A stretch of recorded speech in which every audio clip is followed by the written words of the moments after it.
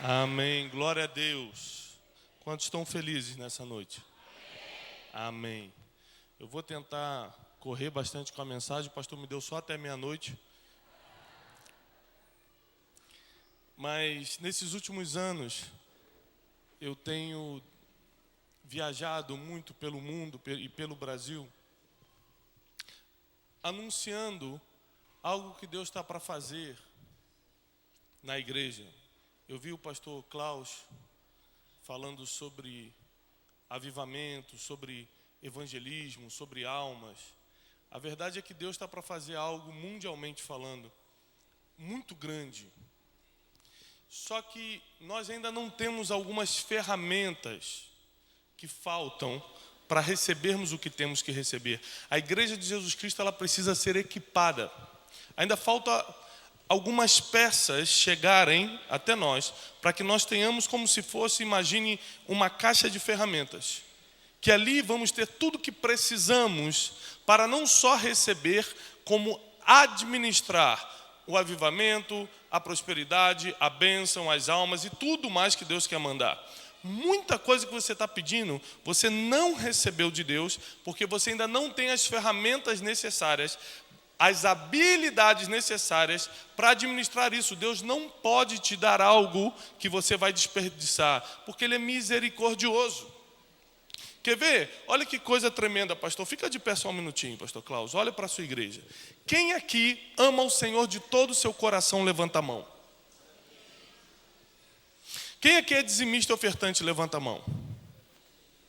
É verdade, é isso tudo mesmo, pastor? Quem aqui ora e lê a palavra, jejua, tem uma vida com Deus? Levanta a mão. Quem aqui tem problema financeiro, levanta a mão. Me explica isso, pastor. Pode sentar. Como pode, isso aqui é só uma questão para você pensar um pouco. Como pode, amamos a Deus de todo o coração, de todo entendimento, somos dizimistas, somos ofertantes, lemos a Bíblia, jejuamos, oramos e também temos problemas que qualquer pessoa lá fora tem. O que está faltando para sermos realmente diferentes? Existe um princípio na filosofia dos gregos antigos que é: o questionamento é o princípio da inteligência. E o brasileiro, principalmente o crente, tem muito problema com a etimologia das palavras. Ele não consegue entender bem as palavras. Por exemplo, tem gente que acha que aluno é a mesma coisa que estudante. E se você for no dicionário, são duas coisas antagônicas. Aluno é uma coisa, estudante é outra. E tem gente que acha que questionar, por exemplo, é você duvidar ou afrontar. Não, eu não posso questionar isso a Deus. Se eu questionar a Deus, eu estou afrontando a Deus. Como nós não conhecemos a origem das palavras, nós temos medo de entender certas coisas. É por isso que você começa a ler um versículo na Bíblia, não entende e passa para o próximo. Só que às vezes o que Deus queria te dar estava justamente naquele que você não entendeu. Mas porque você não questionou, você não desenvolveu a inteligência necessária para pegar a bênção, para pegar a revelação daquilo que Deus queria te falar. Então, o que nós vamos compartilhar hoje à noite? Nós vamos falar sobre uma ferramenta que vai mudar completamente o histórico passado e a história, o futuro da tua vida. Como pode isso, pastor? Presta atenção. Quem aqui é homo sapiens? Levanta a mão. Só os homo sapiens, por favor. Temos 5, pastor. 6. Quem aqui não é homo sapiens? Levanta a mão para te conhecer. Forte, temos vários que não são, pastor. Querido, fique tranquilo. Tem gente até escandalizado, pastor Cláudio. Homo sapiens é a nossa espécie, todos aqui somos. É a nossa espécie, irmão, fica tranquilo. Eu fui pregar recentemente em Pelotas. A fama do gaúcho de Pelotas já chegou aqui, já? É uma fama estranha, né? Aí eu fui pregar em Pelotas, eu sou carioca, né? E o pessoal já sabe que o carioca vai fazer uma piada com isso. E era um público grande, assim. E eu perguntei assim: quem aqui é homo sapiens? Rapaz, levantou um gauchão e falou: aqui não, eu sou heterosapiens. Mas nem existe, irmão. O cara é muito macho mesmo.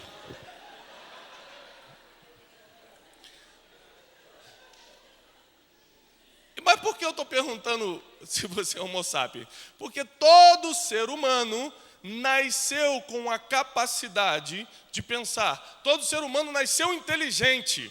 Ou seja, você tem a capacidade de escolher, você tem a capacidade de raciocinar, você tem a capacidade de decisão. Então você nasceu inteligente, mas poucos pagaram um preço para desenvolver a inteligência. Porque para você desenvolver essa habilidade, essa ferramenta que Deus deu ao ser humano, é um preço que você paga. Você não precisa passar por um processo acadêmico para ser inteligente. Você pode ser inteligente empiricamente, aprendendo, adquirindo, desenvolvendo, através de experiências. Abra sua Bíblia comigo em Lucas, capítulo 2, versículo 47, para você entender o que eu estou falando. Vamos começar a ler a partir do versículo 46. Estou aqui hoje à noite com a minha esposa, Janine. Nossos filhos estão lá no Rio de Janeiro, Júlia e José.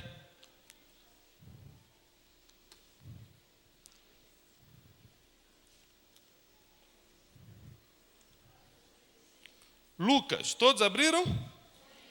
Amém? Sim ou não? Você descobriu hoje que você é um homo não pode errar nessa resposta. Lucas capítulo 2.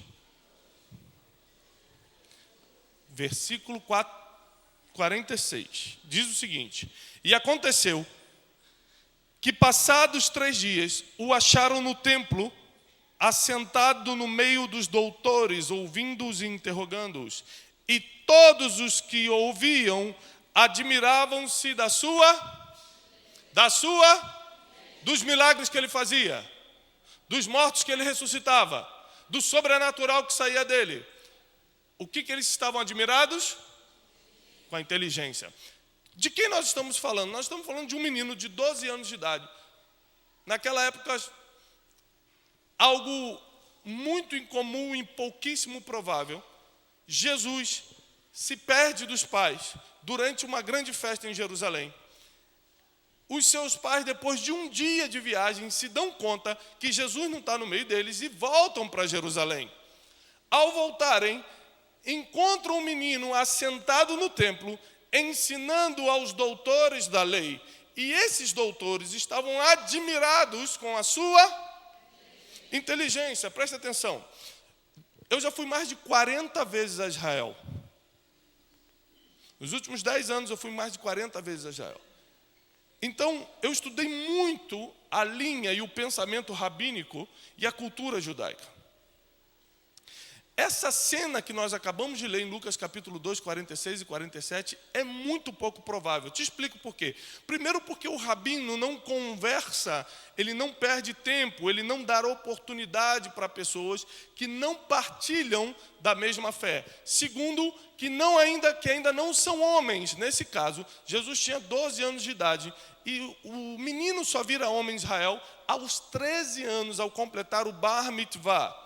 Por isso que a Bíblia cita a idade, para saber que era um menino e que essa cena era muito pouco provável. Mas ela fica pior ainda, porque nós não estamos falando de rabinos. Nós estamos falando de uma classe acima do rabinato, que eram os doutores da lei.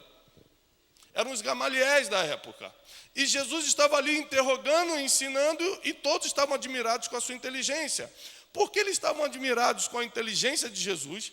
E por que Jesus não manifestou milagres, sobrenatural e todo o poder que estava concentrado nele? Muito simples, porque a nação de Israel é uma nação que nasceu no sobrenatural. Eles nasceram vendo o mar se abrir, vendo o maná cair do céu. Jesus não foi o primeiro a ressuscitar morto, nem no mundo e muito menos em Israel. Várias outras pessoas fizeram isso, o profeta Eliseu fez isso. Ou seja, se Jesus começasse o seu ministério movendo o sobrenatural, seria apenas mais um, porque Israel estava acostumado a ver o sobrenatural. Muitas coisas que acontecem dentro da igreja hoje acontecem na macumba, acontecem no espiritismo, acontecem em outras religiões. Eu costumo falar o seguinte: eu sou a 3ª geração de pastores da minha casa. Meu avô era pastor, meu pai pastor, eu sou pastor, meus filhos vão ser pastores.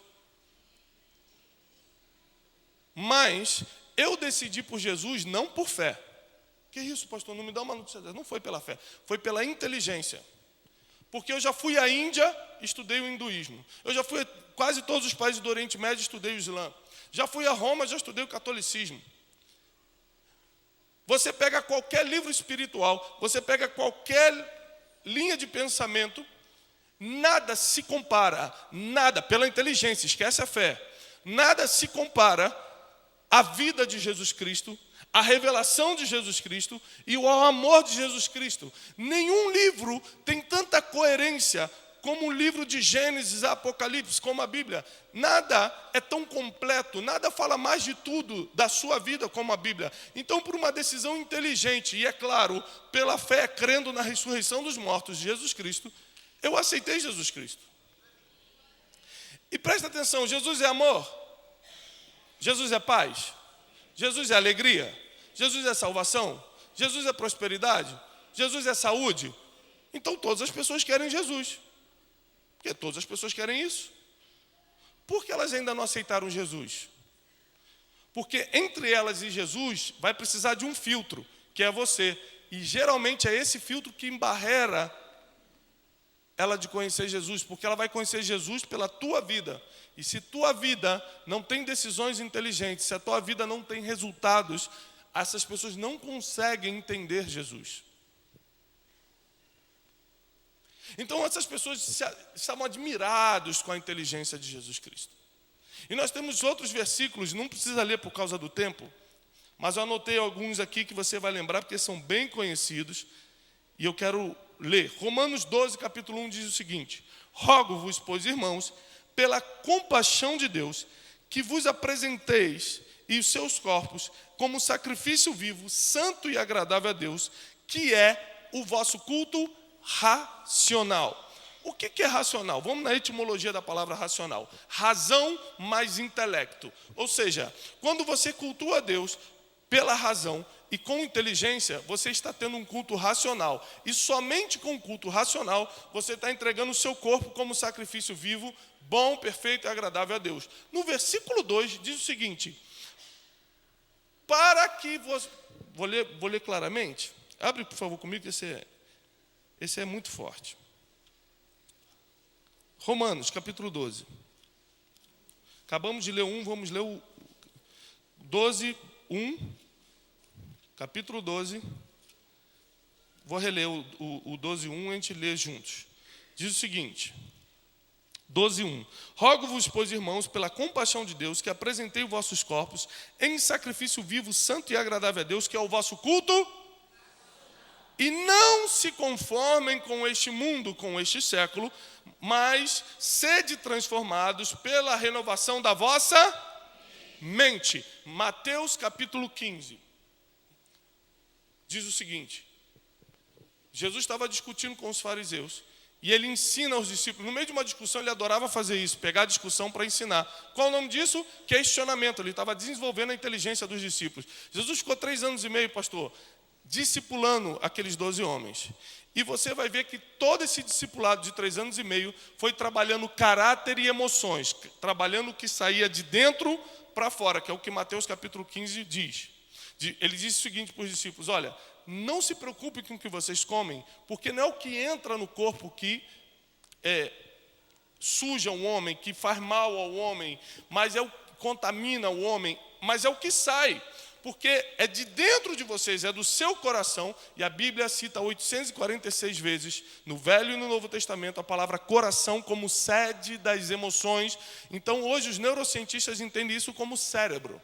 Quando a Bíblia fala, olha, sobre todas as coisas que você deve guardar, guarda o teu, porque dali saem as fontes de vida. Os neurocientistas hoje entendem isso como cérebro. As fontes da vida estão hoje no cérebro. Então, ele fala o seguinte, olha, do coração é que sai os adultérios, os assassinatos, a violência, a maldade. Então, o que sai de dentro de você é o que faz mal. Ou seja, se você não renova a sua mente, você continua aprisionado na falta de inteligência e não consegue prosperar em nada. E aí você bota a culpa em coisas exteriores. Foi meu pai que me criou mal, a Dilma está roubando o país, o pastor não está pregando muito bem, o louvor está meio frio hoje. Você começa a externalizar os seus problemas, porque na verdade eu quero te dar essa notícia hoje: ninguém tem poder e capacidade para frear um dia dos planos de Deus na tua vida, ninguém tem capacidade para te colocar em depressão, ninguém pode frear lembrar nem um dia dos teus sonhos, só você mesmo. Ou seja, tudo que aconteceu de ruim na tua vida hoje não foi culpa de Satanás e nem de terceiros. Foi sua culpa de se entregar às situações, porque você não renovou a mente e não praticou o culto racional. O ser humano tem uma necessidade neurótica de aceitação, ele precisa ser aceito. É por isso que ele compra carro que não pode, usa roupa que não dá para comprar. Aqui não tem isso não, mas lá no Rio de Janeiro o pessoal gasta cartão de crédito sem poder. Pastor, mas lá no Rio. Aí sabe o que acontece? Quando chega a fatura, ele começa a amaldiçoar Satanás. Satanás, seu demônio! Ele vem para a igreja fazer campanha, quebra todas as regras da inteligência e vem para a igreja fazer campanha depois. Então o que eu decidi, pastor? Eu decidi peregrinar nos caminhos da fé, sem abrir mão das regras da inteligência. Ou seja, se eu entrar no shopping e gastar mais do que eu ganho, eu sei que Deus vai sair fora. Ele não tem como quebrar princípios. Sabe por quê? Escute bem o que eu vou te falar. Para toda promessa que você está esperando na sua vida, quem está esperando uma promessa aqui? Para toda promessa que você está esperando na sua vida, tem um princípio atrelado a isso. E se você não cumprir os princípios, Deus não cumpre as promessas. Tem gente que fala o seguinte: olha, a Bíblia fala que eu vou comer o melhor da terra. Não, querida, a Bíblia não fala isso não. A Bíblia fala assim, se você ouvir e obedecer, comereis o melhor da terra. É um princípio. Se você ouvir e obedecer, aí você tem a promessa. Você come o melhor da terra. Então tem gente que está 20 anos dentro da igreja e não tem promessa nenhuma cumprida na sua vida. Ora e não recebe. Bota a mão no enfermo, ele não é curado.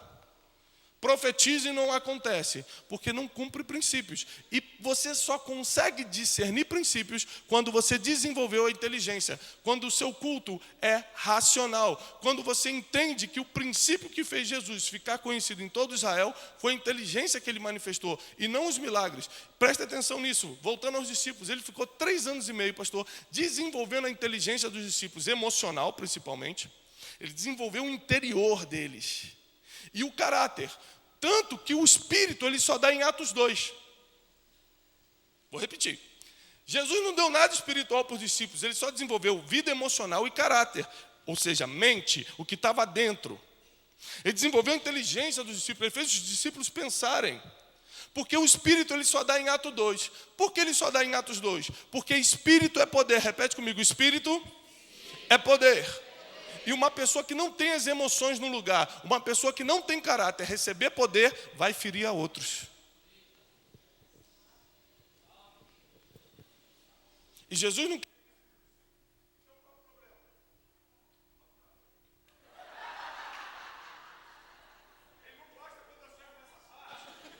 começa a agir. Fui eu mesmo que desliguei, perdão, pastor. Sempre botando a culpa no diabo. Eu de novo, diabo.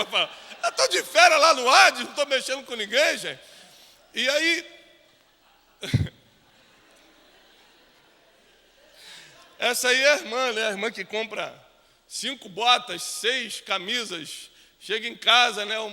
Aquela conta para pagar e bota a culpa no diabo. Fala, o diabo, ele entrou na minha mente, marido, eu não sei o que aconteceu. Eu preciso muito de Jesus, eu preciso da igreja, que eu não sei... E o interessante é que Jesus ele poupou os discípulos de receber Espírito antes, para que eles não ferissem outras pessoas. Só para você ter uma ideia, homens como os discípulos como Tiago e João, que eram irmãos, viam outras pessoas pregando o evangelho e falavam assim: Jesus, ali estão pregando o evangelho também. Quer que a gente mande fogo neles? Aí Jesus, peraí, de que espírito vocês são? Sabe por que isso? Não tinham inteligência emocional nenhuma. Eles não tinham nada dentro ainda. Então Jesus, se eu der o Espírito para eles agora, eles vão destruir todo mundo. Vão amaldiçoar todo mundo. O mundo está perdido na mão desses caras. Mas acredite, gente, nós somos assim. Nós somos discípulos que recebemos Espírito antes de inteligência. Por isso muitas coisas nas nossas vidas estão travadas.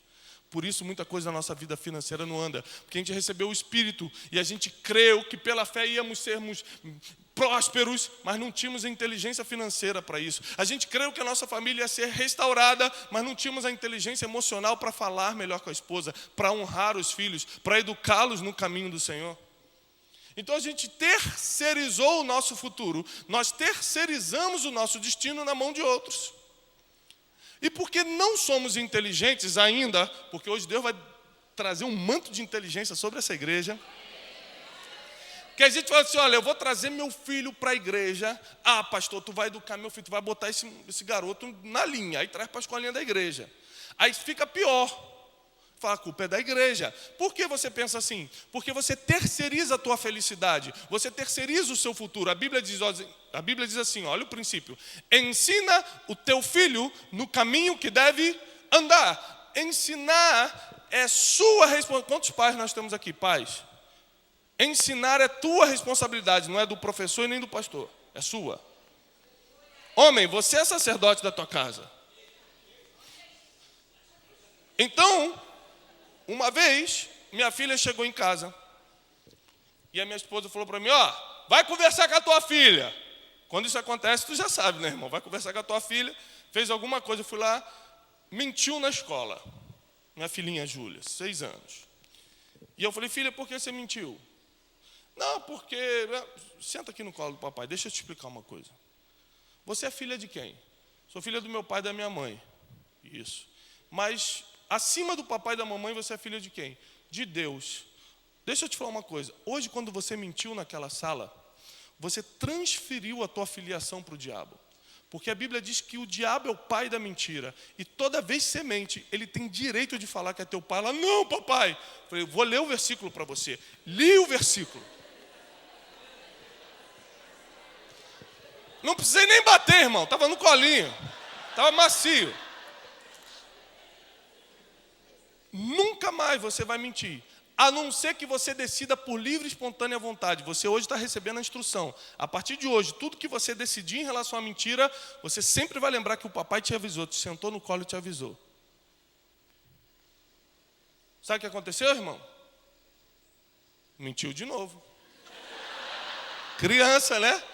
E qual é o problema dos pais? Como não desenvolvem a inteligência, não entendem que são crianças, que você tem que ensinar por repetição. Eu sentava, nunca perdia a cabeça. Sentava, filho, deixa eu te explicar de novo a regra. O princípio que Deus estabelece.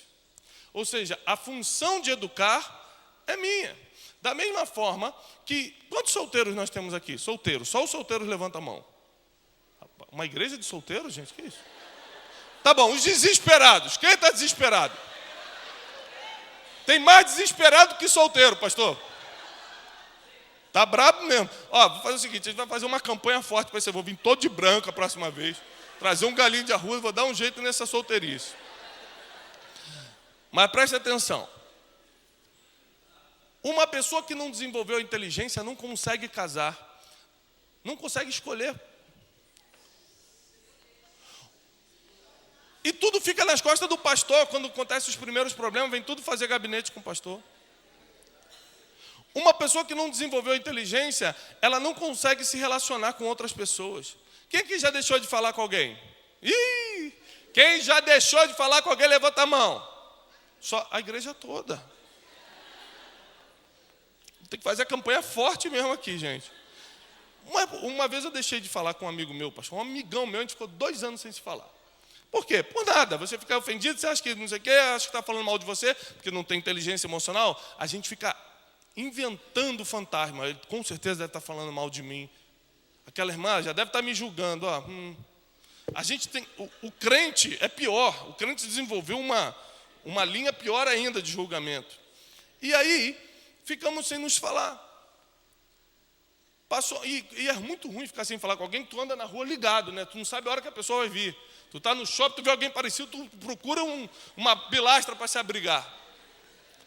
E eu estava numa festa, pegando a coxinha de galinha. Quando eu virei, irmão, bati de frente, mais de frente, nariz com nariz. Eu tentei mandar o Matrix sair assim, mas não teve jeito. Ele me abraçou. E quando ele me abraçou, eu comecei a pedir perdão chorando para ele. Até aquele dia eu achava que eu estava certo. Olha o poder do abraço. Nós vamos chegar lá. A inteligência, ela te coloca em lugares onde o dinheiro não te leva, não te coloca. A racionalidade. Desenvolver isso vai te levar, vai desenvolver coisas na tua vida como precisão. Repete comigo, precisão.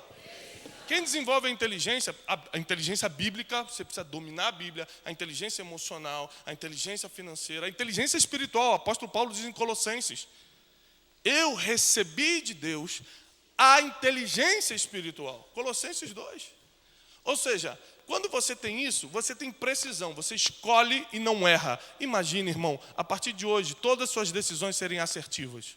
Você não errar mais nas finanças, não errar mais nos investimentos, não errar nas escolhas, não errar nas decisões. Eu prego muito nos Estados Unidos.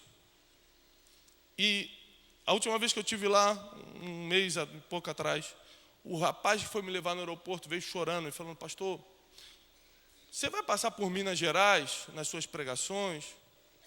Eu falei: vou. Leva essa carta aqui para o meu filho, um presente para ele. Eu falei: levo. Ele falou assim: pastor, fazem 8 anos que eu não vejo meu filho.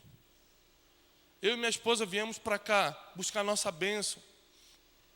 Nosso filho era pequeno, tinha 8 anos quando nós deixamos ele no Brasil.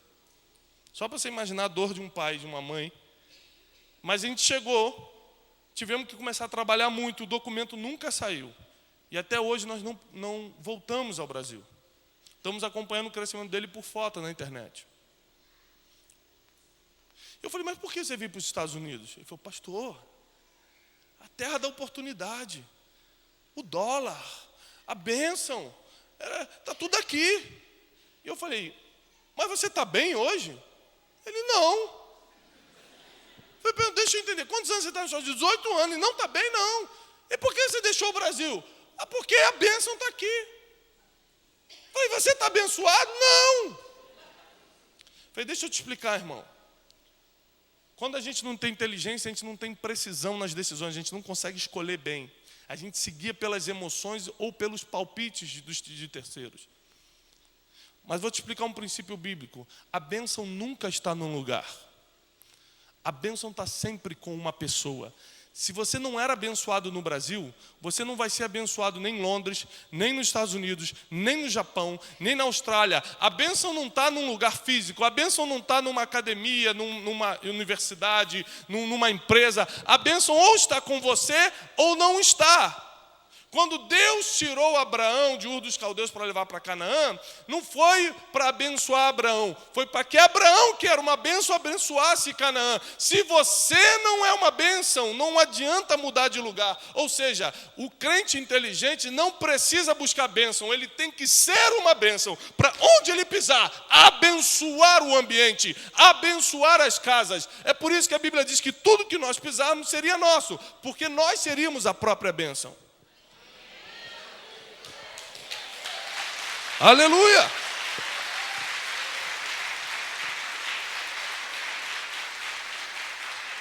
Outra coisa que a inteligência te dá é discernimento de espírito. Querido, presta atenção.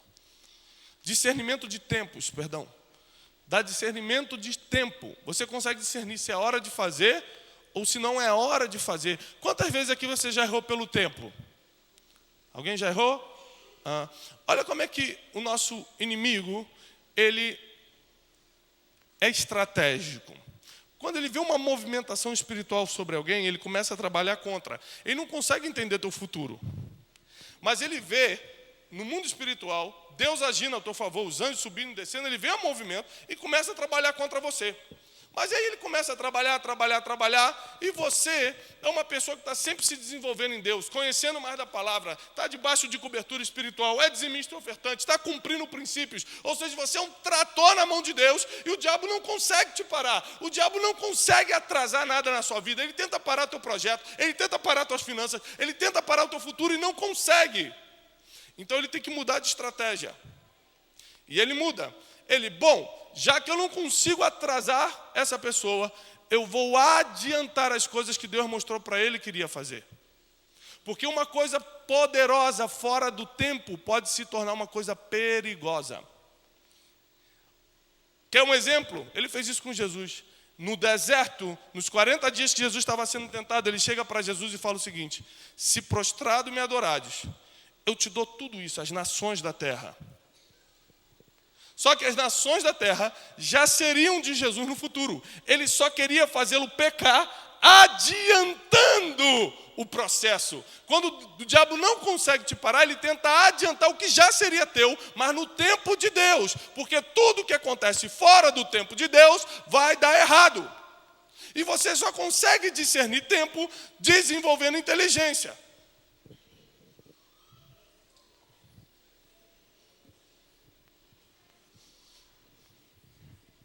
Quer ver outro exemplo tremendo de falta de discernimento de tempo? Abre sua Bíblia, é muito forte isso. Abre sua Bíblia em 1 Samuel. Eu vou ler esse versículo todo.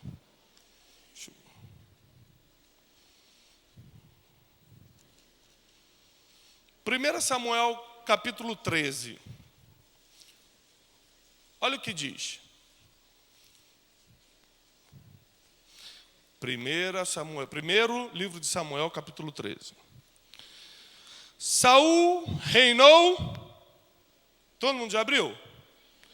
Aí diz o seguinte: Saul reinou 1 ano, e no segundo, sublinhe isso, no segundo ano do reinado de Saul sobre Israel, Saul escolheu para si 3.000 homens de Israel.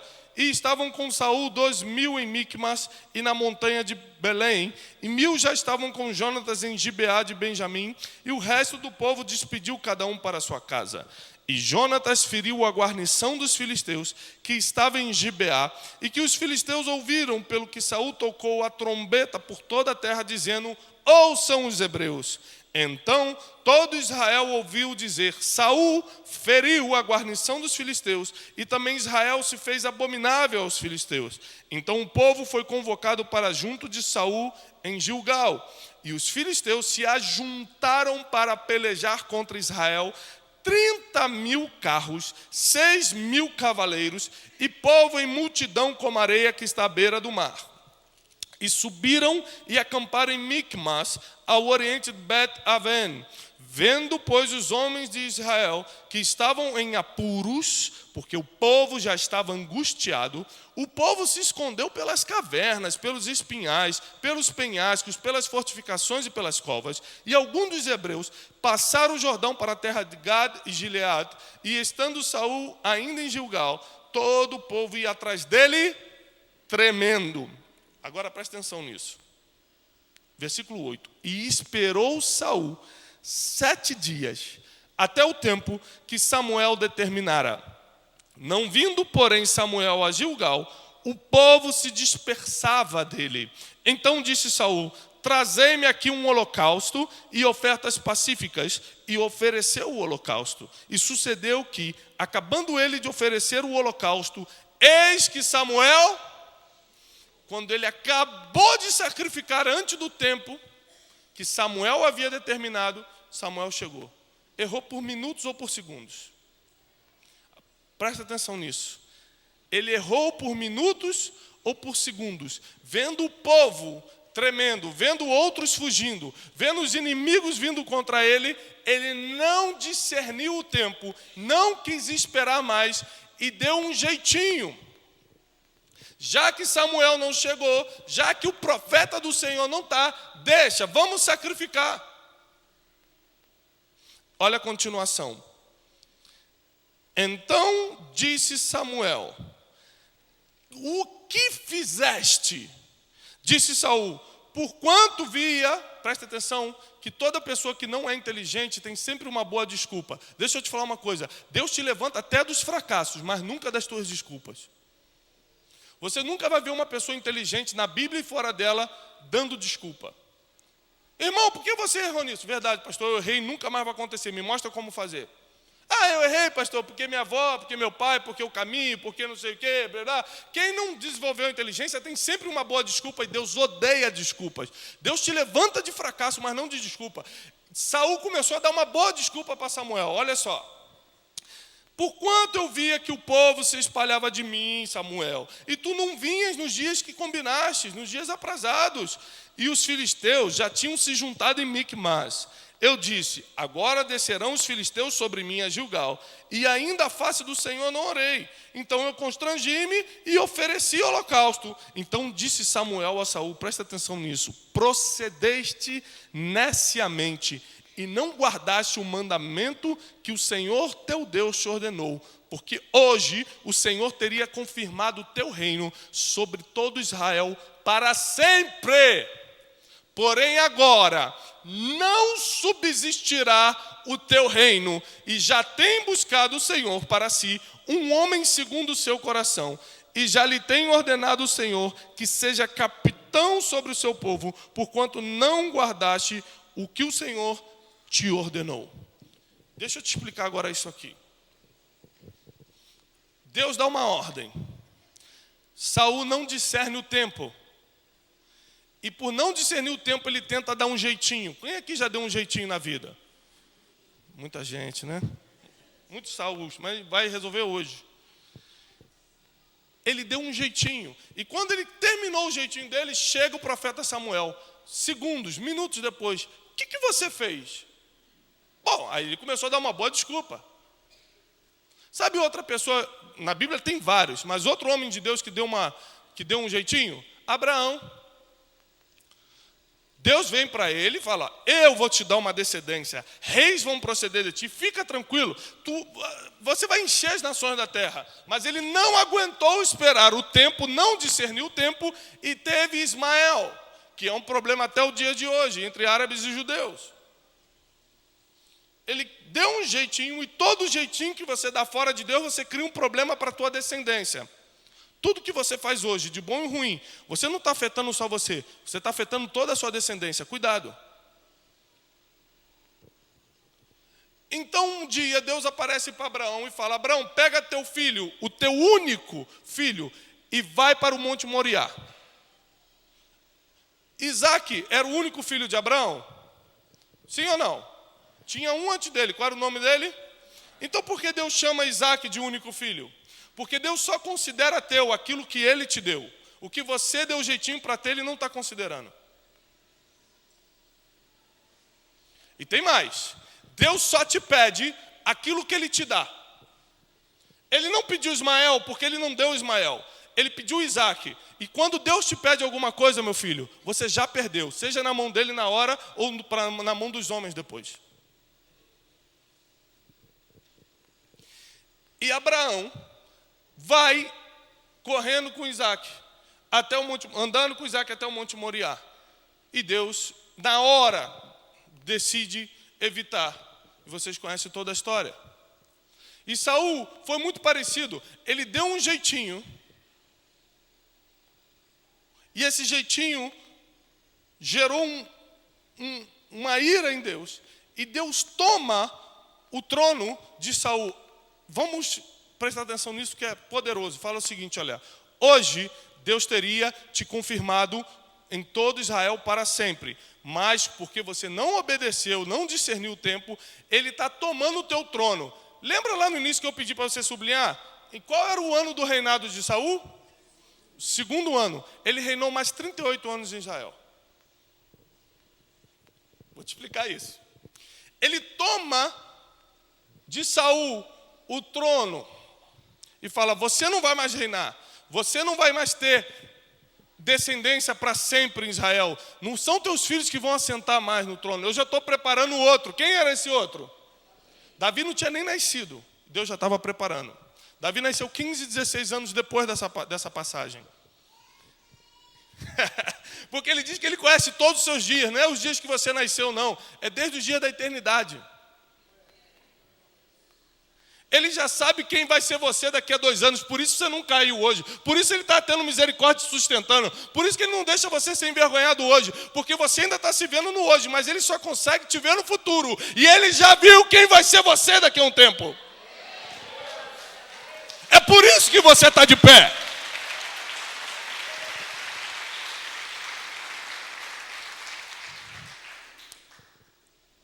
E Saul reina mais 38 anos. A pergunta é: Deus não falou que ia tomar o trono dele? Como é que ele reinou mais 38 anos?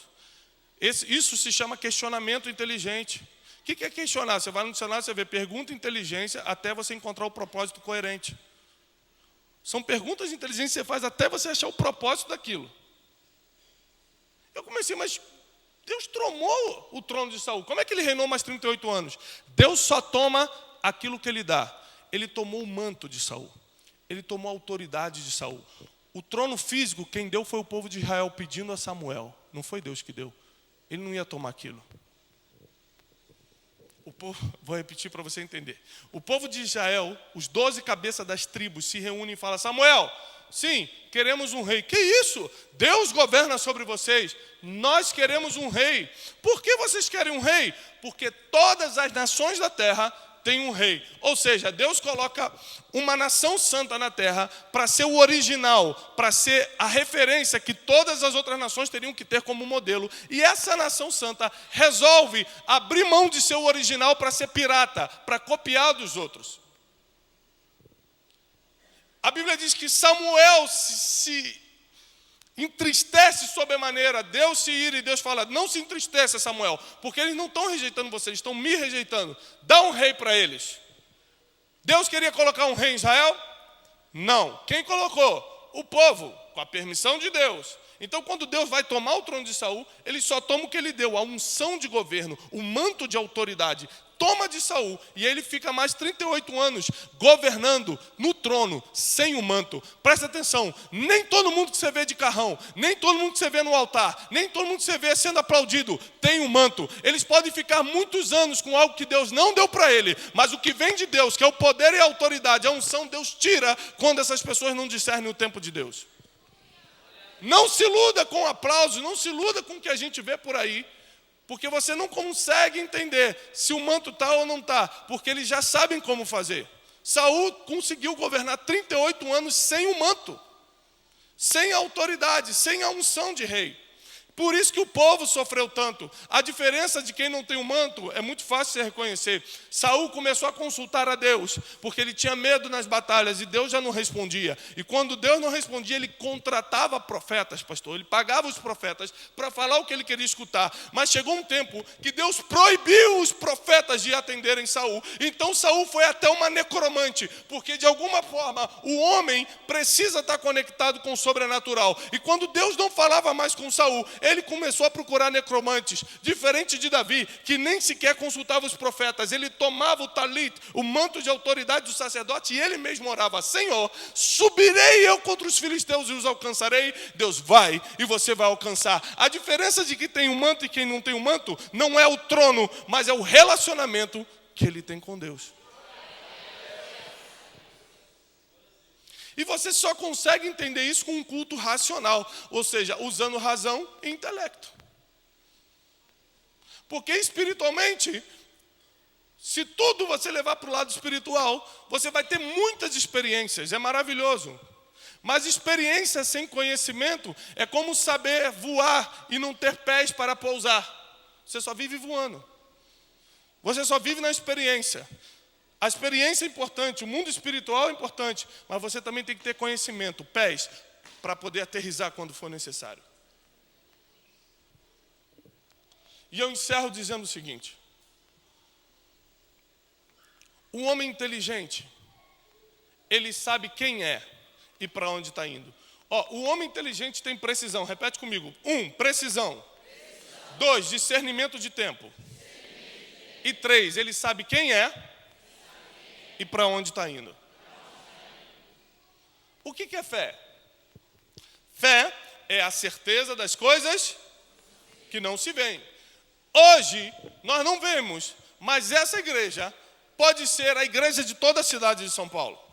Hoje nós não vemos, mas nós podemos ter uma conversão em massa desse bairro, dessa cidade, nesse lugar. Tem 3 pessoas com fé aqui, glória a Deus. Vou te dar um livro depois de presente, irmã que deu amém ali. Hoje nós não vemos, mas pela fé nós cremos que vai acontecer. Então o que é a fé? A fé te mostra onde você pode chegar. A fé te mostra um objetivo, um alvo, mas é a inteligência que trilha o caminho até lá. É por isso que tem muita gente com fé que morreu pobre, que morreu sem família, que morreu destruído, que morreu sem ministério, porque ele tinha fé que ia conseguir, mas não desenvolveu inteligência para chegar lá. A terceira coisa que a inteligência te dá é identidade. Quem é você e para onde você está indo? Se você não descobrir hoje quem é você de verdade e para onde você está indo, você vai entrar em qualquer oportunidade. Qualquer oportunidade serve para quem não sabe para onde está indo. Você aceita oportunidades erradas, o problema é que elas fazem você perder 5, 10, 15, 20 anos da sua vida. Um carro que você compra errado, você já perdeu 5 anos, porque crente só compra em 48 vezes ou 50. Tem esse problema também. Um carro, você imagina a decisão de um casamento errado, de uma faculdade errada. Quantas pessoas, eu profissionalmente, a minha profissão, eu sou coach, então atendo muita gente do Brasil todo, políticos, líderes, muitos empresários executivos. A maioria deles tomaram muitas decisões que tomaram 5, 10 anos da vida deles. Casamentos, faculdades erradas, moraram fora do país sem ser a hora, e etc. Então, primeiro você precisa descobrir quem é você e para onde você está indo. E é muito simples descobrir quem é você, porque, no mínimo, existem centenas de promessas bíblicas que você pode hoje trazer para a tua vida, porque ela foi dada a todos.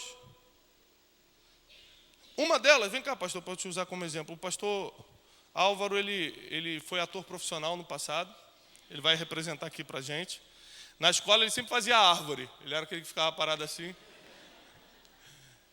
Quando Deus te chama, ele faz o seguinte, me dá a sua mão esquerda, pastor. Ele fala o seguinte, vinde após mim, tome a sua cruz e aí você começa a seguir Jesus, ele vai te mostrando o caminho. Você está carregando uma cruz, se libertando dos pecados, aprendendo a agir com inteligência emocional, aprendendo a lidar com finanças, aprendendo a se relacionar, aprendendo a se submeter à liderança. Você está carregando uma cruz, mas você tem um guia, você tem uma pessoa extraordinária que está te guiando, que é o Rei dos Reis, Senhor dos Senhores. Está, vem, siga-me, toma a tua cruz e vem atrás de mim. Chega um momento que você começa a desenvolver a inteligência, a Bíblia começa a entrar em você, e Deus te coloca um manto. O manto que ele deu para Saul, o manto que ele deu para tantos outros homens, alguns ele tomou e outros permaneceram para sempre. Quando você recebe isso, ele muda a palavra, ele fala, opa, você entendeu. Agora faz o seguinte, ide por toda a terra e pregai a toda criatura. Agora ele começa a te seguir. Agora ele começa a te respaldar. Agora ele começa a orientar os seus caminhos e respaldar as suas decisões. Obrigado, pastor. Ou seja, por muito tempo nós seguimos Deus, seguimos Jesus e tomamos a nossa cruz. Mas quando ele coloca o manto sobre a tua vida, agora ele começa a te respaldar. Agora ele dá o ID para você. Quem ainda não recebeu o ID, precisa receber hoje. Porque você só entende para onde você está indo quando você entendeu o ID. E quando a gente fala de ID, a gente traduziu isso como missões, e não é somente missões. É por isso que tem versículo que a gente não gosta muito, a gente passa rápido. O ID é descobrir o teu propósito, a tua ideia central permanente, aquilo que você vai fazer, que vai te levantar, que vai te promover na terra. Aquilo que vai glorificar o nome de Deus. Porque tudo que Deus faz é perfeito. Fala, mas será que meus sonhos são os sonhos de Deus? Quem já se fez essa pergunta? Bom, se você é convertido e passou pelo sangue de Jesus, a Bíblia diz que Ele dá aos seus pequenos enquanto dormem. Enquanto você está dormindo, Deus está colocando sonhos dentro de você. E quando você acorda, você acha que são teus. Mas Deus que colocou dentro de você. Se você é um homem ou uma mulher de Deus, você está carregando coisas de Deus dentro de você. DNA do Senhor dentro de você. E nessa noite, é uma noite que Deus quer fazer uma aliança contigo para poder desenvolver algumas coisas na tua vida que estão paradas, para poder te dar algumas habilidades que você ainda não tem. Ele quer que você abra a mão, Ele quer te dar ferramentas para que você possa desenvolver áreas da tua vida que estão paradas. Imagine se essa semana você começa a desenvolver áreas que estão há anos paradas na sua vida. Se as coisas começam a acontecer, coisas que você está esperando há muito tempo e não acontece, porque só dependia de você. Presta atenção, a fé só resolve o impossível, meu irmão. Vou repetir porque você não entendeu. A fé só resolve o impossível. O possível é função da tua inteligência. Deus nunca vai fazer o que você pode fazer.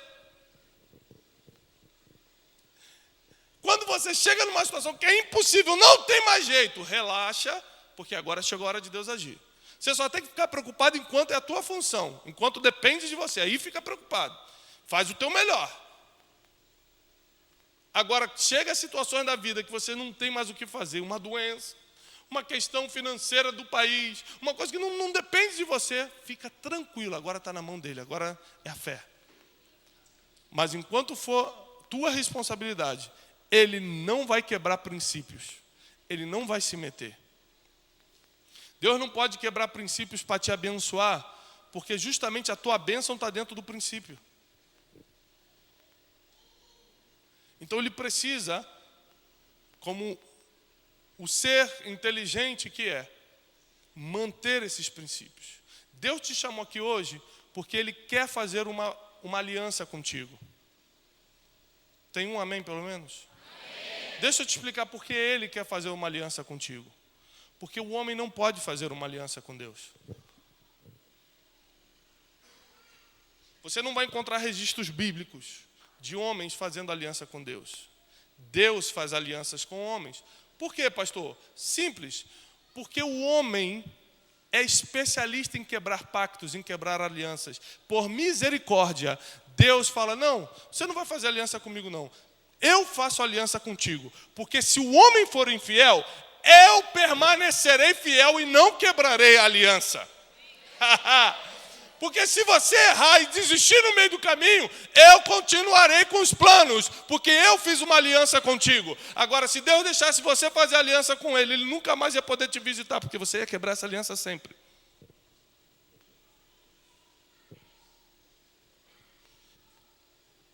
Se você quer receber inteligência hoje, quem é que precisa de inteligência? Precisa. Existem algumas coisas que você tem que seguir, eu acabo aqui. Primeiro a Bíblia diz em Provérbios, compra a sabedoria, adquire a inteligência. Existem coisas que dá para orar, botar as mãos e transferir. Por exemplo, se tiver um endemoniado aqui, tem algum endemoniado? Não? Se tivesse, a gente tem um pastor que é especialista aqui que expulsa. Se tiver um endemoniado, eu botar a mão, eu transfiro libertação e o demônio? Se tiver um enfermo, botar a mão, a gente transfere saúde e a enfermidade. E tem várias bases bíblicas para transferência através de imposição de mãos. Agora, sabedoria e inteligência não. Você vai ter que comprar. E essas coisas não se compram com dinheiro, porque tudo que o dinheiro compra é barato. Você tem que comprar e adquirir aquilo que o dinheiro não pode comprar. O dinheiro ele não pode, por exemplo, comprar saúde, ele não pode comprar família, não pode comprar amor, não comprar salvação, não comprar paz interior. Ou seja, tudo que o dinheiro compra, qualquer um trabalhando muito pode comprar. Então é barato. Agora, a sabedoria e a inteligência não está no preço do ser humano. Você vai ter que comprar de uma outra forma. E existem formas, como buscando de madrugada, como diz Provérbios 8, mas a principal forma é o mentoreamento. É você ser aconselhado e instruído. Eu encerro em Provérbios 4. Abre Provérbios 4. Eu vou ler esse versículo para você entender sobre o poder da aliança e de como adquirir inteligência e sabedoria. Provérbios capítulo 4. Eu li muita Bíblia hoje. Obrigado, irmão.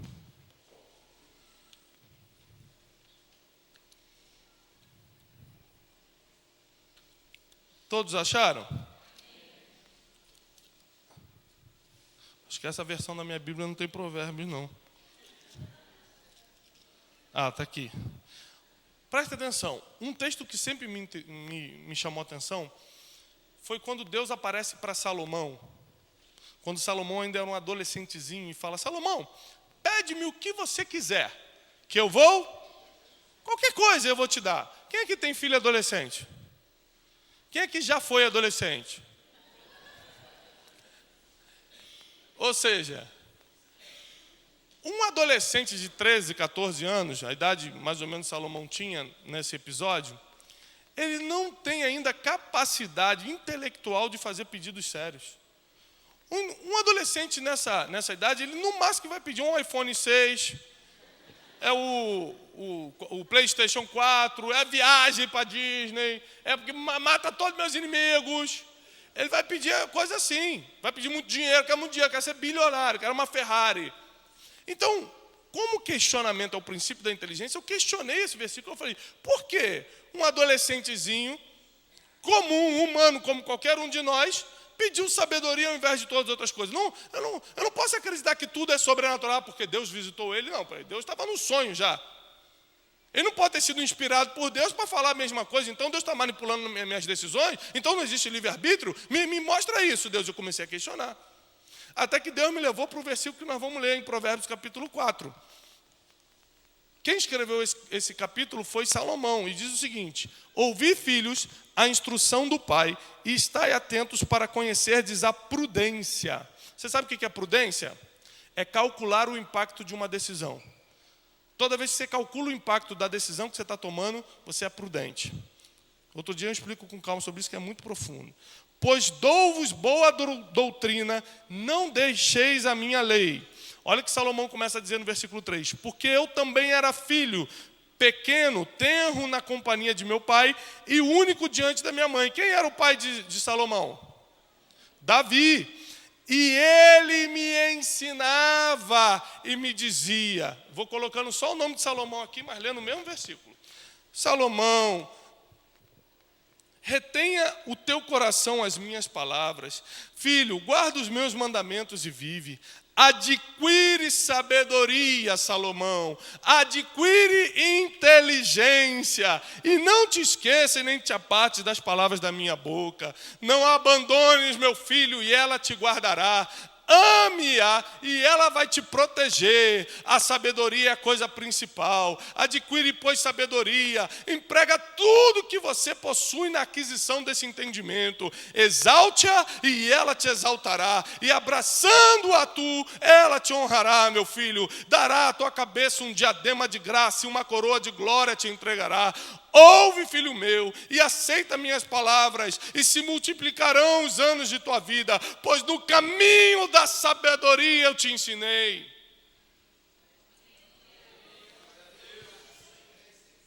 Salomão foi mentoreado pelo seu pai Davi desde pequenininho, desde a tenra idade. Filho, busca sabedoria, olha, adquire inteligência. Mais do que todas as outras coisas, é isso que você tem que procurar. Olha, se você abraçar a inteligência e a sabedoria, ela vai te proteger, ela vai te honrar. Ela vai dar um diadema na tua cabeça e vai te dar graça sobre todo mundo. Filho, olha, no dia que Deus aparece, o que você quer? Ele, sabedoria. Porque ele foi instruído, mentoreado para isso. Você precisa encontrar pessoas que te instruam, que te mentoreiem para o teu futuro. Para que você adquira a inteligência aprendida também. E o mais lindo disso tudo é que Davi e Salomão faziam parte de uma aliança que Deus fez com o reinado, que Deus fez com Israel. E preste atenção nisso. Porque Salomão foi o homem mais sábio, mais rico que já existiu. Mas no final da vida, ele fere a Deus com pecados que machucam muito o Pai. Prostituição e idolatria. E no auge disso, a tua Bíblia diz que irou-se o Senhor contra Salomão. Quando Deus viu que aquele menino que pediu sabedoria, aquele menino que buscou a inteligência, estava cometendo tais coisas, a Bíblia diz, irou-se Deus contra Salomão e desceu para tocá-lo, para matá-lo. O versículo seguinte diz o seguinte: aproximando-se Deus para matar a Salomão, lembrou-se o Senhor da aliança que fez com seu pai Davi e não pôde tocar. Queridos, os teus filhos, os filhos dos teus filhos não serão tocados pela aliança que Deus faz contigo nessa noite, pela aliança que Ele faz contigo nesse altar. Deus te poupará, Deus te dará sabedoria e inteligência para você e para a tua descendência. Aplauda o Senhor, porque Ele vive e reina para todos sempre. Amém e amém.